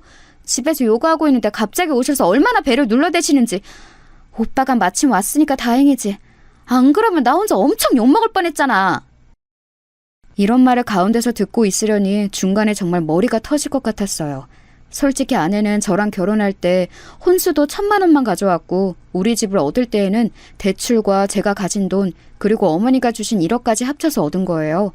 역 근처에 투룸 빌라를 얻기가 쉽지 않았지만 그래도 구했고 어찌어찌 주변 형들이나 우리 형들로부터 도움을 받아 리모델링도 깔끔히 해서 들어왔는데요. 아내는 그 꼴도 마음에 안 든다는 거예요. 친구들한테 보여주기 부끄럽다나요? 아니, 나도 잘한 거 없고 얼마 안 가져오긴 했지만 오빠도 알다시피 나도 직장 다니면서 일이 많았단 말이야. 그래서 돈을 얼마 못 모은 것뿐이야. 그리고 나는 이렇게 빨리 결혼하고 싶지 않았어. 오빠가 하도 준비가 다 되었다고 하니 결혼하면 집에서 살림만 하라고 하니 회사를 그만둔 거지. 근데 집도 생각보다 너무 세팅이 덜 되어 있고 나는 회사를 괜히 그만뒀다 싶고 좀 요즘 너무 우울해. 친구들 부르기도 마음에 안 들고. 오빠도 세정이 알잖아. 걔 개포동에 장미 아파트 들어갔어. 나 너무 짜증나서 집들이 안 가고 SNS로 봤는데 좋기 35평 되는 돼 보이더라. 걔도 시부모님이 해주신 집이야. 이러면서 비교를 하는데 우리는 정말 하루가 멀다 하고 싸웠어요. 그러더니 아내는 시간이 좀 지나 급 태세를 바꾸더니 아기를 얼른 갖고 싶다고 하더군요. 저도 당시 스트레스가 많았고 우리 사이에 아이가 없어서 이렇게 하루가 멀다 하고 싸우나 싶기도 했네요. 하지만 아내는 그냥 그런 생각을 한 게 아니라 다른 데에 마음이 가 있었더군요. 바로 우리 어머니가 좀 더 집을 더 큰 데로 옮겨주지 않을까 생각했던 것 같아요. 임신하고 나서 안정기가 되었고 가족들에게 알렸을 때에도 모두 좋아했는데요. 아내는 그때부터 단톡방에 조금 티를 내기 시작했어요. 와중에 저희 형수님과도 사이가 나빴고 형수님은 아내가 불편하다며 단톡방을 나가버리셨지만요. 안녕하세요. 오늘도 날씨가 너무 좋네요. 뱃속에 우리 아기 나오면 다 같이 여행 가면 너무 좋을 것 같아요. 오늘도 열심히 태교할 테니까 우리 애기한테 좋은 말 한마디씩 다 해주세요. 이러면서 되도 않는 덕담을 강요하고 하여간 아내는 여러모로 피곤한 구석이 있었답니다. 어떤 면에서 형수님과도 안 맞았는지 못 들었지만 대충 짐작은 가요. 저희 형이 이런 식으로 말을 했거든요. 야, 정훈아. 나도 애지간해서 니네 부부 일에 끼기 싫은데 네 형수가 너무 피곤해. 아무래도 재수씨 우리 집에 좀 자격지심이 있는 것 같아. 네 형수한테 전에 뭐라 긁어댔다잖아. 뭐 형님만 애기 키우신다고 넉넉하게 사시는 줄 아냐고. 자기도 애기 생겼고 어머니가 집 해주실 거라고 했다나? 그게 엄마랑 확실히 된 얘기는 맞는 거야? 나도 바빠서 대충 들었는데 어이가 없더라고. 네 형수 말로는 재수씨가 그렇게 같이 있을 때 살살 긁어댄다는 거야. 은근슬쩍 일도 시켜대고 말이지. 자기 임신했다고. 거 듣고 보니 나도 썩 좋게 보이지는 않는데 말할 타이밍이 아니라서 참았어. 아무튼 너도 알고는 있으라고. 형 말을 듣고 저는 고개를 절레절레하며 안에서 새는 바가지, 밖에서도 샌다고 도대체 왜 저러는지 모르겠더라고요. 일단은 그러려니 하고 참았던 이유는 아이를 출산하기 전까지 과하게 아내랑 싸우기 싫었어요. 시간이 지나 아기가 태어났고 육아하는 방식으로도 우리는 새롭게 충돌하게 되었어요. 신생아 시절에는 우리 어머니가 와서 몇 번 봐주셨는데 아내는 아예 몇 번 어머니께 맡기고 반나절 넘게 안 돌아오기도 하고 무턱대고 어머니 댁에 아기를 놓고 가기도 하는 등 멋대로였답니다. 그러면서도 집이 좁다고 계속 어머니께 불평을 했었나 봐요. 저한테도 말할 정도니 오죽했겠나요? 오빠, 지금 애기 장난감이랑 침대랑 잔뜩 있는데 좁아 터지겠어. 어머니도 오실 때마다 보고 뭐 느끼시는 거 없나? 이제 슬슬 새로 집 알아보실 때 된 것 같은데. 왜 먼저 말씀을 안 하셔? 나 계속 이렇게 기다리기 힘들어. 여기서 전 폭발했고 뭘 그렇게 요구하는 게 맞냐며 대차게 싸웠어요. 유미야, 어머니가 뭘 그렇게 너한테 빚진 거 마냥 해주셔야 돼? 너는 어머니가 이 집에 1억 주신 것도 감사한 게 없어? 그럼 너가 갖고 왔으면 됐잖아. 왜 너가 돈이 없었던 건 사정이 있는 거고 우리 어머니가 못 대주시는 건 그렇게 화가 나는 일이야?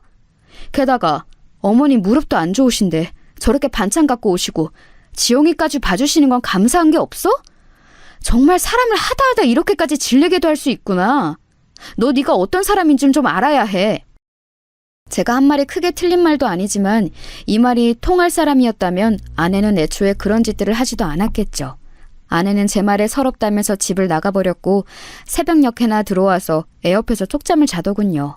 이날 저는 연락도 안 되는 아내를 기다리며 밤새 우는 애를 끌어안고 있느라 보통 애를 먹은 게 아니었어요. 그럼에도 아내는 계속해서 저에게 불만을 쏟아대고 별의별 말들을 보내면서 피곤하게 굴더라고요. 오빠는 오빠가 나한테 얼마나 잘못을 많이 했는지 알아야 돼. 내가 지영이 낳으면서 얼마나 고생했는지 알아? 온몸이 다 아프고 아직도 회복이 안 됐어. 산후 우울증 심해서 눈물만 나. 이런 말들을 해대며 급기야 아이가 3살이 되던 해에는 일을 하겠다며 어린이집에 보내더군요. 나 이렇게 아무런 능력도 없는 사람 아니야. 애 키우면서 이렇게 집에만 들어앉아 있으니 오빠도 나를 계속 무시하고 어머니도 툭하면 불러대시지. 나 일할 거고 지영이는 어린이집 보낼 거야. 그렇게 알아. 그러면서 애를 보내고 출근을 한다더니 매일같이 늦게 들어오고 뭔 놈의 야근이 저보다 많은지 이해가 안 되었어요. 무슨 휴대폰 판매 홍보 회사라고는 하는데 화려하게 차려입고서는 나가더군요. 이미 아이 돌 때부터 우리는 심한 냉전이 시작되었고 입만 열면 싸웠기 때문에 대화도 많이 안 했어요. 그러다가 아이가 5살이 되고 저한테 뭐 하는 일이 많아졌다고 자꾸 육아를 미루는 거예요. 어린이집 엄마들이랑도 좀 어울리는 것 같더니 거기서도 싸움이 나서 또 따로 다니고 이 관계 안에 결국 우리 애만 피해서 보는 듯 했답니다. 말이 좀 트기 시작한 딸아이가 이때 꽤 상처를 받았어요. 아빠, 나 예지랑 놀고 싶은데 엄마가 이제 예진의 엄마랑 안 논대. 나도 예지 생일 파티 가고 싶어. 근데 가면 안 된대, 엄마가. 우리 반에서 나만 못 가. 이런 상황을 겪고 아내와 대화를 하려치면 아내는 저에게 아이에 대해서 아는 게 뭐가 있냐면서 자꾸 말을 끊어버렸어요. 아내는 직장을 다닌답시고 매일 늦게 오고 어쩌다가 가끔 어린이집 엄마들이랑 연락을 해서 주말에도 나가더니 그것도 안 하고 애도 잘 안 보려고 하더군요. 저는 갈수록 이런 결혼 생활에 무슨 의미가 있나 싶었고 어머니는 저희 부부 사이에 대한 걱정이 많으셨어요. 드러내지 않으려고 했지만 아이가 5세 되던 무렵부터 아내는 명절에 저희 본가에 가는 것을 거부했거든요. 나는 안 갈 거야. 어머니한테 받은 상처도 많고 형님이랑도 보기 불편해. 아주버님도 형님 편이신 건 알겠지만 저번에 너무 기분 나쁘게 말씀하시더라. 오빠랑 지영이만 다녀와.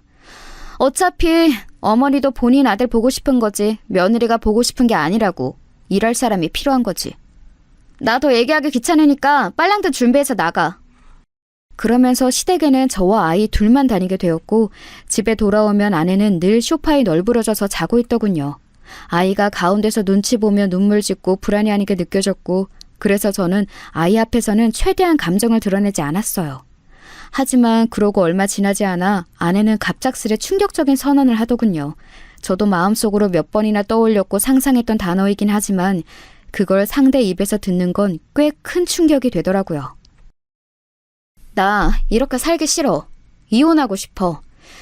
우리 둘은 같이 사는 건 아닌 것 같아. 이혼하자. 아내의 말에 적잖이 충격받았던 저는 우선은 말려봤어요. 애가 앞에 있는데도 멀쩡히 TV를 보고 있는 애 앞에서 할 말이 아니었으니까요. 하지만 아내는 듣지 않고 무작정 눈앞에서 짐을 챙겼고 나중에 놀란 딸아이가 울면서 엄마를 잡는데도 아내는 듣지 않았어요. 아주 태연하게 뭐가 씌인 사람 마냥 이렇게 말을 하더군요. 지영아, 엄마 연락할 거야. 보고 싶을 때 만나면 돼. 울지 말고. 왜 울어? 아빠랑 같이 있으면 된다니까? 그러면서 마구 옷들을 우겨넣더니 이성을 잃은 제가 뒤에서 뭐라고 소리를 질러대도 듣지를 않는 거예요. 그냥 그렇게 후다닥 정말 도망치듯 짐을 챙겨서 나가면서 마지막에 이런 말을 하더군요. 이 말은 두고두고 제 가슴에 상처가 되어 아직도 그 목소리가 귀를 떠나지 않아요. 이런 집구석에선 못 살아. 다시는 찾지 마. 연락하지 마. 너무나 말도 안 되게 갑자기 버림을 받아버린 저와 아이는 그 뚱한 상황 앞에 아무것도 할 수 없었어요. 반나절이 지나 저는 이 난장판을 어머니께 알렸고 곧이어 형도 알게 되었습니다. 저녁에 다들 집에 찾아와서 걱정을 하고 어머니는 곧장 우리 딸아이를 끌어안고 진정을 시키시더군요. 애가 놀라서 울다가 또 엄마를 찾고 또 우는 걸 보고 어머니는 잠깐 눈물을 글썽이셨어요. 그러면서 이런 말씀을 하시는데 저는 정말 억장이 무너지는 것 같더군요. 용서할 수 없다고 생각했어요. 이 여자를. 정훈아, 내가 그때 좀만 더 어떻게든 해서 그냥 집을 더 해줄 걸 그랬나 보다. 어쩌자고 상황에 이렇게. 앞만 봐도 유미 걔 집 때문에 그런 거 맞는 것 같은데, 그치? 나도 초반에 괘씸해서 뭐라 하고 그랬는데 이게 다 뭔 꼴이냐. 며느리랑 싸울 때도 며느리가 있어야 싸우지. 거 조금 더해서 그냥 집을 그때 맞춰서 해줄 걸. 그러면 니들 이렇게 싸우고 일이 되지 않았을 텐데 그냥 다 후회가 된다. 전 아니라고 저도 모르게 역정을 냈어요. 이때 형과 형수가 애 운다고 거세게 말렸었고요. 어머니, 그런 말 좀 하지 마세요. 무슨 어머니가 잘못이에요? 유미 걔 뭘 해도 저랬을 애예요. 얼마나 시달렸는데요, 제가. 유미는 진짜 엄마 같지도 않고 될 자격도 없는데 애를 낳아가지고. 정훈아, 그만해. 지영이 듣잖아. 그만하고 이제 애부터 좀 재워라. 너도 진정하고. 뭐 먹었어? 이렇게 말해주는 형 때문에, 그리고 챙겨주는 형수님과 어머니가 계셔서 그날 밤을 제정신으로 보냈던 것 같아요.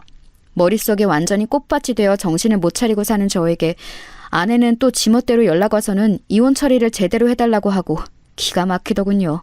와중에 저는 이런 멍청한 질문도 했답니다.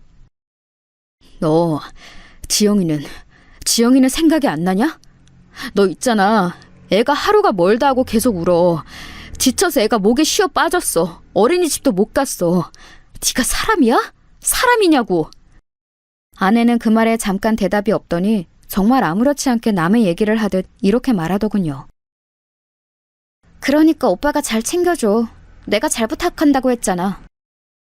무슨 화분을 맡겨둔 사람처럼 저렇게 말하더라고요.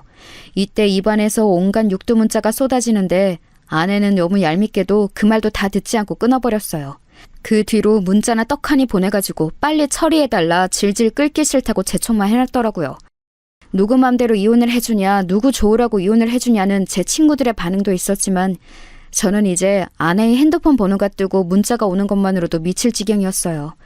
이때 정말 고마운 친구 녀석 한 놈이 기분 전환 좀 하라고 드라이브를 시켜주었답니다. 우리 딸은 자기네 애들이랑 놀도록 하고 저만 오롯이 데리고 바다에 데려가 줬었어요. 생각해보면 이 친구 아니었으면 저 몇 번이나 황망한 선택을 했을지도 모르겠어요. 결혼한 내내 얼굴이 펴지지 않았고 그나마 아이만 생각하며 잘 지내려던 제가 왜 이런 우스운 꼴을 당하게 된 걸까요? 그나마 제 곁에 가족이 있었고 제가 위험해 보인다면서 신경 써준 친구 녀석들 몇이 있어서 삶을 이어가게 되었어요. 딸아이를 달래는 데에는 시간이 무척 많이 걸렸고 이때 형수님이 하셨던 말씀도 참 가슴에 박히더라고요. 나쁜 뜻이 아니라 이해가 너무 되는 말이라서요. 서방님, 솔직히 지영이는 아예 어릴 때 자기 엄마랑 기억이 없을 때 이런 일을 겪거나 아니면 아예 한 10살쯤 되어서 뭔가 이해할 만할 때 그랬으면 괜찮을 수도 있어요.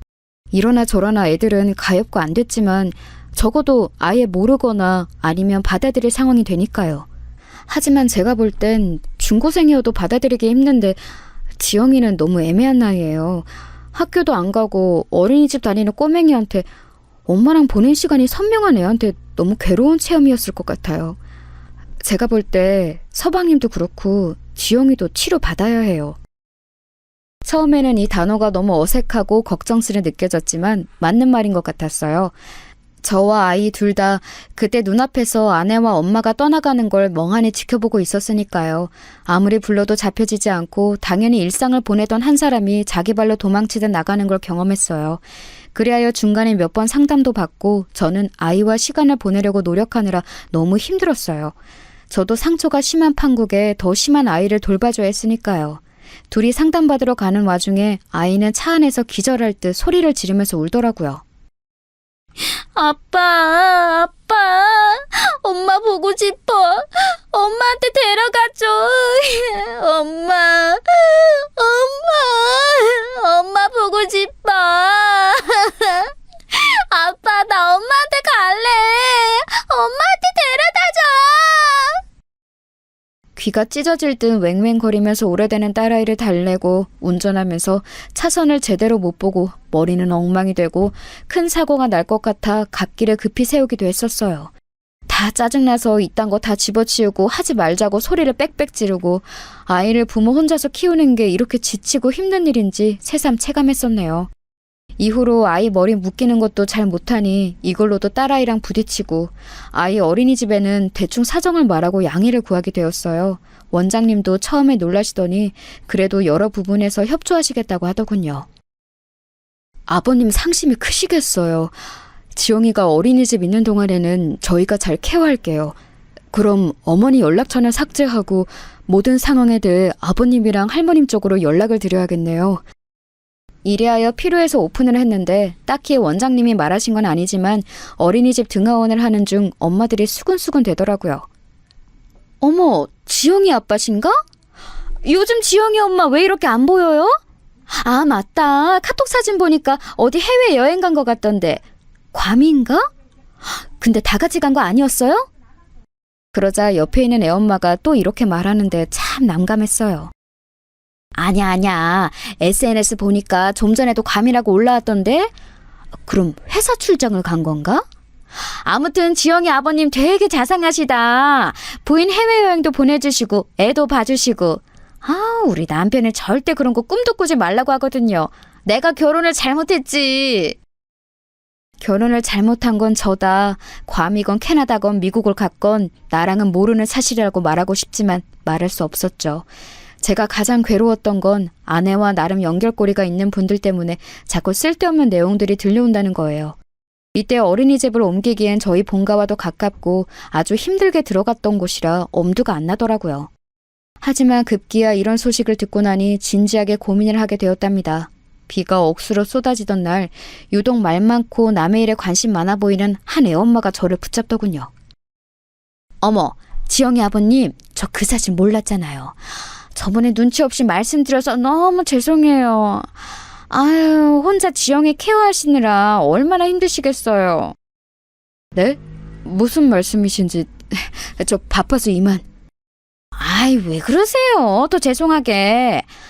저기 다 알게 됐어요. 지영이 엄마랑 이혼하셨다면서요. 아유, 저도 모르고 있었는데 딴 엄마 말로 재혼해서 산다는 것 같더라고요. 그거 보고 우리 기겁했잖아요. 이혼한 것도 몰랐는데 대뜸 재혼이라고? 이러면서. 그때 지영이 아빠 앞에서 이래저래 아는 척한 게 너무 죄송한 거 있죠? 너무 민망하고 그래서 제가 대표로 사과하는 거예요. 우리 애들은 똑같이 지영이랑 놀고 할 거니까 마음 놓으세요. 아빠 혼자서 너무 고생이 많으시겠어요.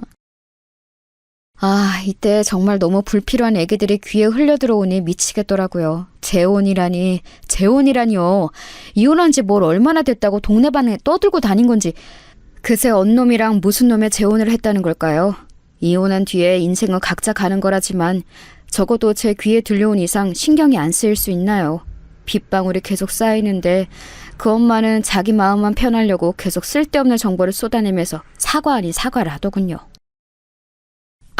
안 그래도 며칠 전 지나가다가 저 역 앞에서 봤는데 뭐 멀리서 살지 않고 저 아파트에 사는 것 같더라고요. 거기가 도로 하나 차이로 구가 달라지잖아요. 자기 딴에 뭐 먼데 가서 살겠다고 하다가 잘 안 됐는지 아니면 엄연히 구가 다르니 다른 동네라고 생각하는지는 몰라도요. 응? 어머머머. 이제 보니 지영 아빠 모르고 있었던 것 같은데 제가 괜히 말했나 봐요. 근데 어차피 뭐 그 동네나 이 동네나 걷다 보면 마주칠 거 아니에요. 저도 마주칠 정도면 볼 수도 있으니까 미리 알아두는 게 낫죠.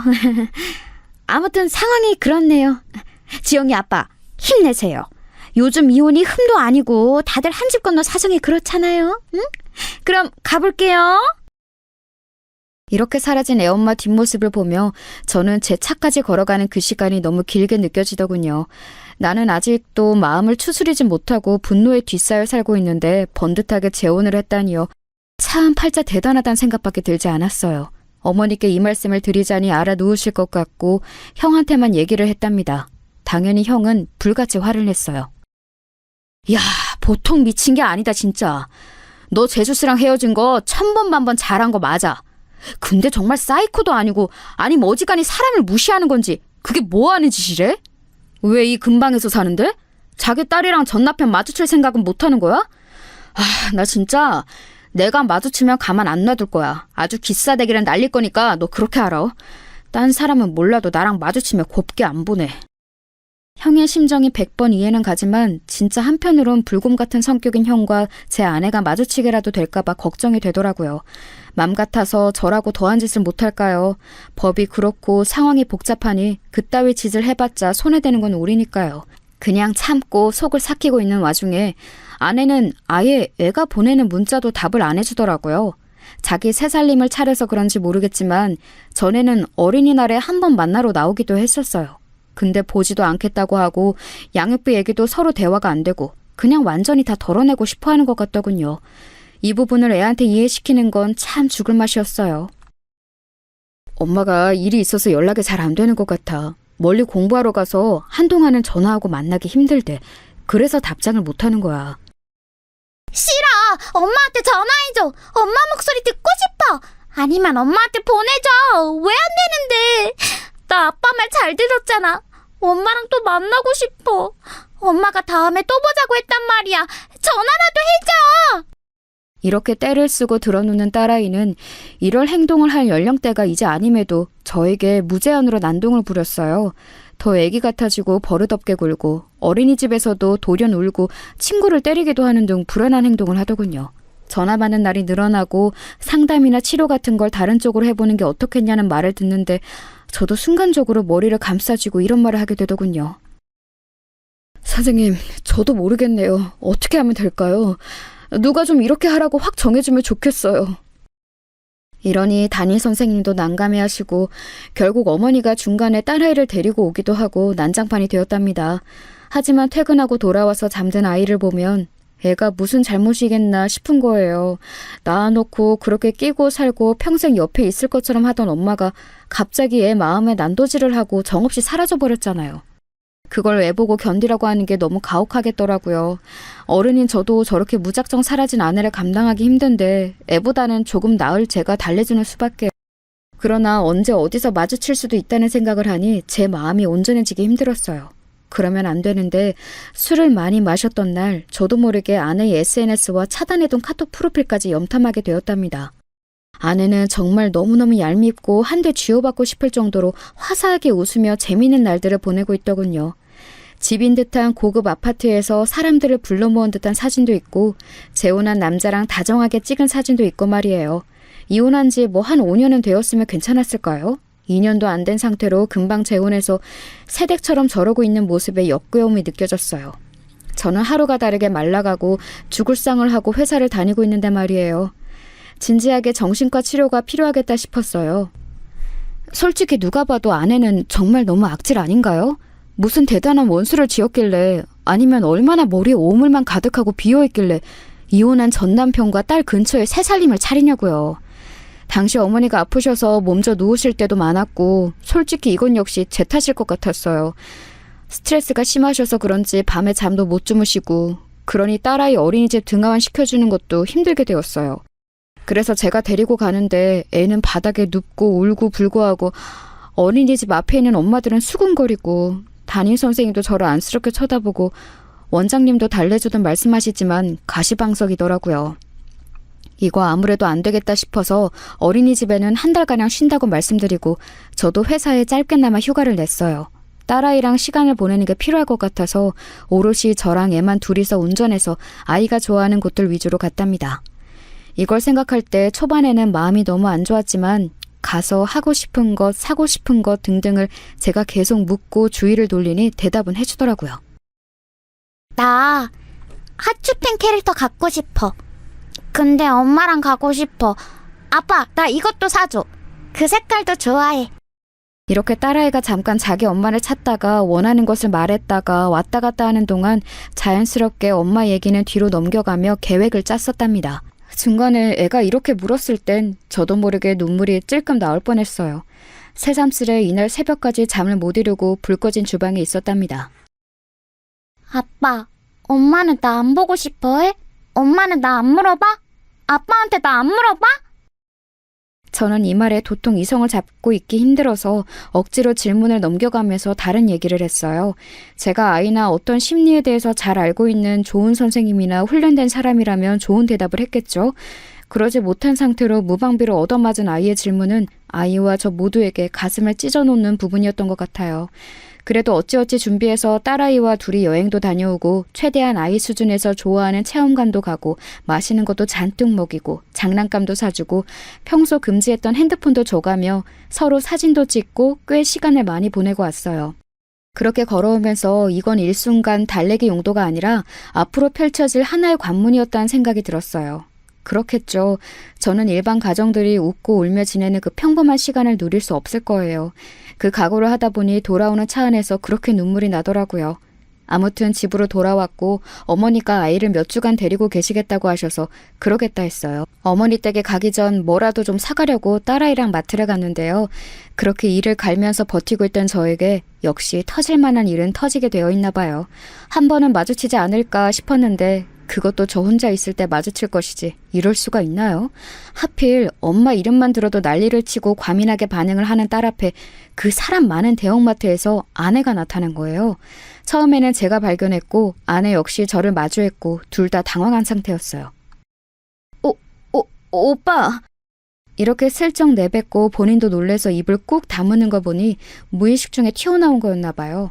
아마 본심은 저랑 마주친다면 아는 척을 하고 싶지 않았던 것이었겠죠. 저 역시 그랬고 저기도 그랬을 거예요. 아무튼 우리는 마주치게 되어버린 겁니다. 저와 딸 그리고 아내와 재혼한 새 남자까지 넷이서 과자 코너에서 말이에요. 저는 뭐라고 아내 이름을 부를 뻔했지만 아내가 먼저 저를 부르는 바람에 침을 꾹꾹 삼키며 겨우 말을 참을 수 있었어요. 이때 제 머릿속을 아주 어지럽게 했던 것은 딸아이가 지금 내 주변 어디쯤 있나 하는 거였어요. 뒤에 있었나 앞에 있었나 과자를 보고 있나? 설마 지금 이 순간 나처럼 같은 자리에서 자기 엄마를 발견한 건가? 싶어서 손에 땀을 쥐고 얼른 딸아이를 찾으려는 순간 물은 엎질려져 버리고 말았어요. 공기를 날카롭게 가르며 묵직한 소리가 쏟아져 나왔거든요. 엄마! 일어날 일은 일어나고 마는 법인가 봅니다. 딸아이는 자기 엄마를 본 거예요. 그것도 제 뒤에서 과자를 보고 있다가 멈춰 돌던 중 자기 엄마를 알아본 거죠.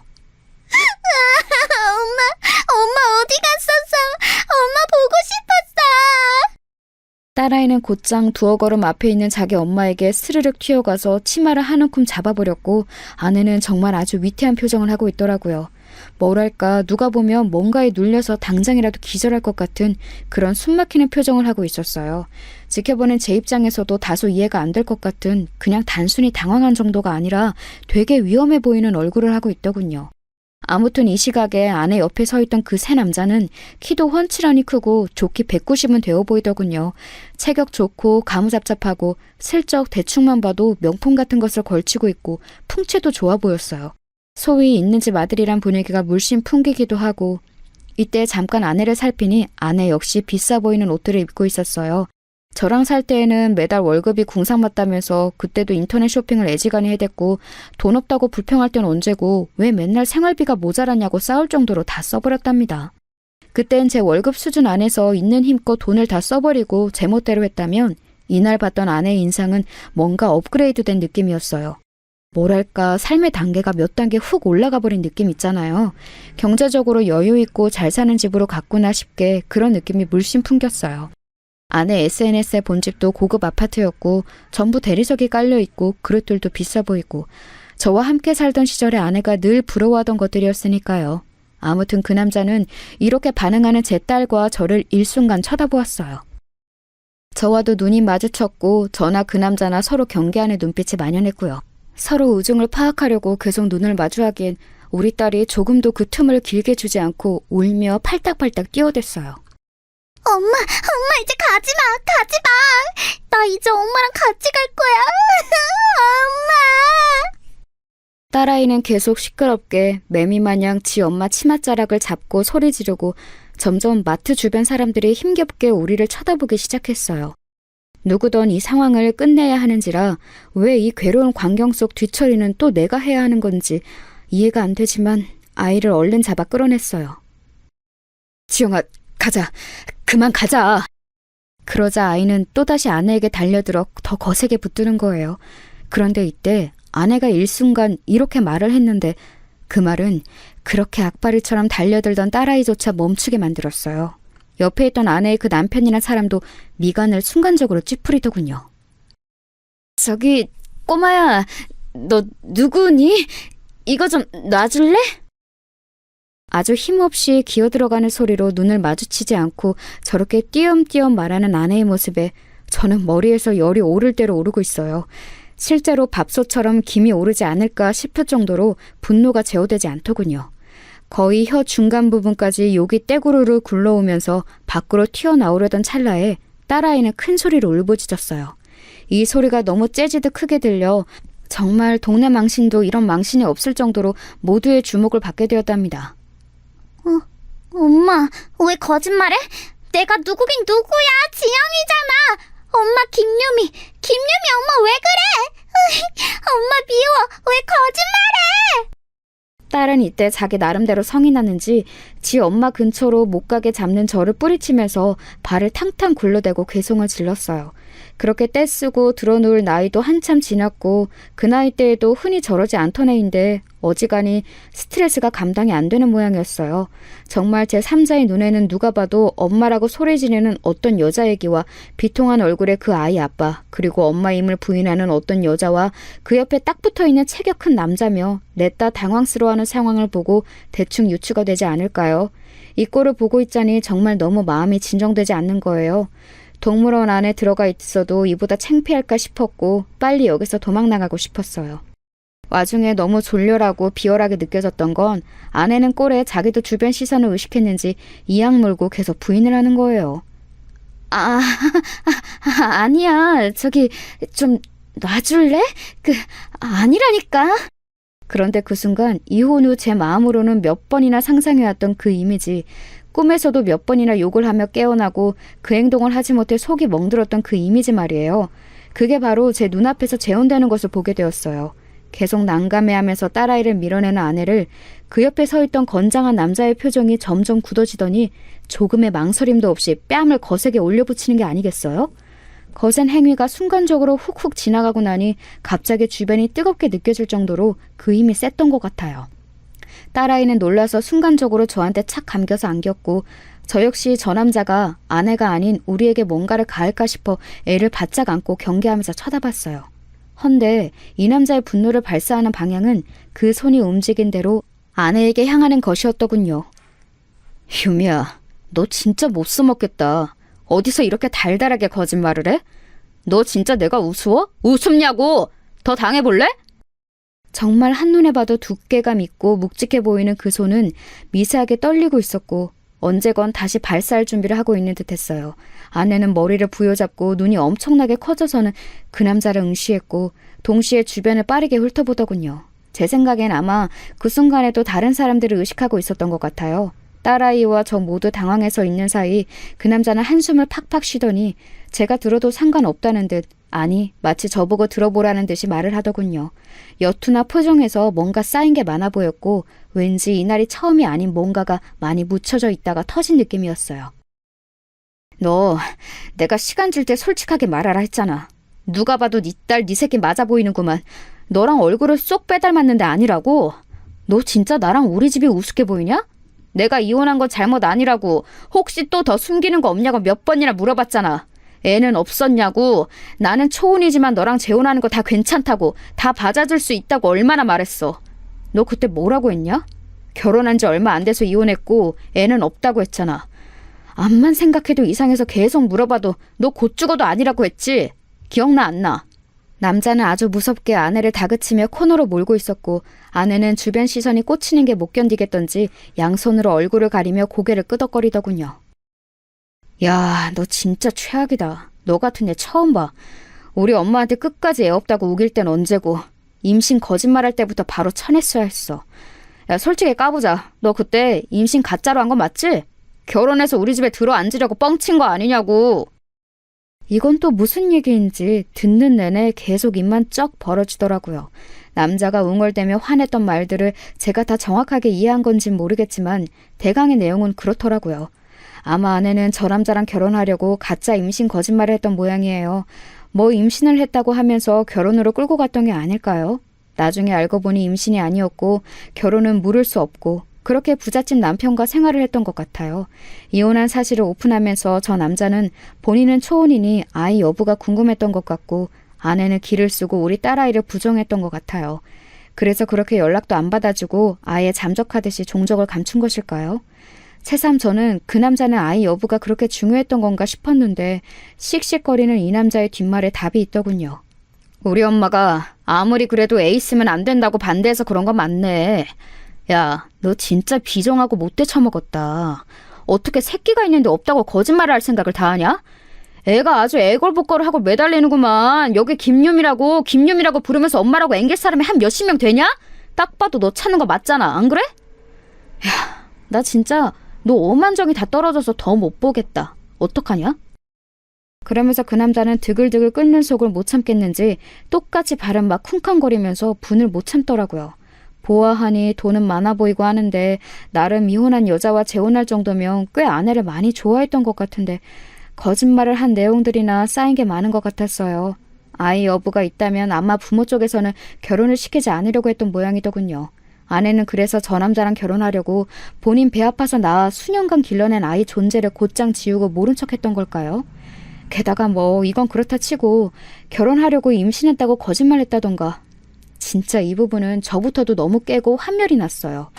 우리 딸은 이때 어른이 무지막지하게 던져대는 말의 의미를 다 이해하진 못했겠지만 아무튼 어투나 표정, 살벌하게 기가 올라있는 눈매를 보며 상당히 겁이 올랐던 것 같아요. 제 등을 꽉 잡고 매달려 있더라고요. 아이에게도 이 광경이 너무나 위협적으로 느껴졌던 것 같아요. 아내는 정말 누가 봐도 참 비참하고 통탄스러운 모양새를 하고 여전히 고개를 숙이고 들지 못하고 있었어요. 제가 아는 아내의 성격으론 당장 옆에서 뭔 박스라도 주워들고 도망갈 성격이지만 저 남자는 아내에게 있어서 자기 자식도 존재를 지우고 붙어 있어야 할 만큼 필요한 존재가 아니던가요. 그런 존재가 자기를 야단치고 소리 지르니 그냥 꼼짝없이 참는 모습을 보며 강자에게 약하고 약자에게 지독하게 구는 아내의 모습을 다시 한번 확인하게 되었어요. 그때 처음으로 정말 비로소 이제서야 진실로 이런 인간과 떨어지게 된 상황을 받아들이고 모든 게 나에게 약한 쪽으로 돌아가는 게 아니라 좋은 쪽으로, 나에게 필요한 쪽으로 흘러간다고 생각하게 되었어요. 이런 인간과 헤어진 것은 나에게 잘못된 일이 아니다. 언젠가는 헤어지고 이별해야 했고 함께 있는 것보다 떨어져서 너무나 다행이다라는 생각이 강하게 올라오더군요. 딸은 이 당시 모습을 어떻게 받아들였는지 모르겠지만 그날 자기 엄마가 자기를 모른다 했던 게 충격이지 않았을까요? 이날의 일에 대해서 딸과 저는 지금까지 단 한 번도 언급을 서로 해본 적이 없어요. 반년 전의 일인데 말이에요. 아무튼 그 상황에서 그 남자는 아내와만 할 말이 있어 보였고 우리 딸아이의 존재를 확인한 뒤 우리와는 용건이 없어 보이더군요. 그냥 그 남자 입장에선 우리가 공해였고 불필요하게 느껴졌을 거예요. 우리에게도 마찬가지 아니겠나요? 저도 그 순간 그대로 더 이상 아내라는 존재에게 얽매여 고통받고 나 자신을 자책하고 피해 다니고 분노하고 그럴 필요가 없구나. 그럴 만한 무게가 있는 인간이 아니라는 걸 깨닫게 되었답니다. 그대로 자리를 툭툭 털고 일어나 딸아이에게는 다른 마트에 가자는 말만 한 뒤 손을 잡고 서둘러 나왔어요. 그렇게 목을대를 긁어가며 쌩소리를 질러대던 딸도 이 광경에 뭔가를 무겁게 느꼈던 건지 순순히 따라 나왔어요. 그러더니 이렇게 말하더군요. 아빠, 나 졸려. 자고 싶어. 업어줘. 그래서 저는 이때 대강 이렇게 받아쳤던 것 같아요. 아빠 허리 아픈데. 알았어, 업혀봐. 그렇게 쑥 딸아이를 업어올려 그대로 주차장까지 갔었나 보네요. 이날 마트에서 있었던 일은 우리 가족 중 누구에게도 말하지 않았는데요. 저는 특별하게 뭐가 있던 것은 아닌데 왠지 모르게 마음이 조금 가벼워졌고 뭔가 거리낌 없이 제 일상들을 대하게 되었어요. 딸아이의 어린이집도 시간이 지나 다시 등원시키게 되었고 변함없이 그 자리에서 아이와 같이 일상을 살아가고 있어요. 이후로 SNS도 잘 안 하다가 들어갔는데 그때 아내의 SNS를 슬쩍 들여다보니 볼 수가 없더군요. 기존에 있던 게시물을 다 삭제했고 아마 뭔가 좋지 않은 상황인 건 틀림없어 보였어요. 궁금해서 카톡을 들여다봤더니 카톡 역시 새까만 화면이 되어 있더군요.